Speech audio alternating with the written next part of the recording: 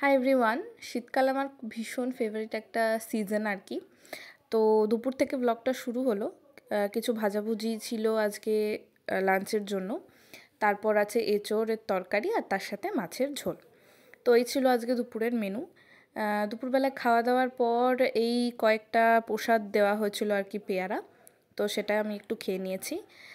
সন্ধ্যাবেলায় খুব ক্রেভিং হচ্ছিল কি খাবো কি খাবো, যা হোক অর্ডার করে ফেলেছি, আর কি করা যাবে।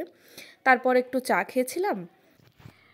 আর এটা হচ্ছে একটা গলার হার আমি কিনেছি ফ্লিপকার্ট থেকে। এটা কেনা, এটা আমি আইবুড়ো ভাতের দিন পরবো বলে কেনা হয়েছে এটা। তো এটার সাথে একটা ইয়াররিংও দিয়েছে, ইয়াররিংটাও বেশ সুন্দর। তো মোটামুটি ভালোই, আমি বাড়িতে যেদিন আইবুড়ো ভাত খাবো সেদিনই আর কি এটা পরবো বলে কেনা হয়েছে।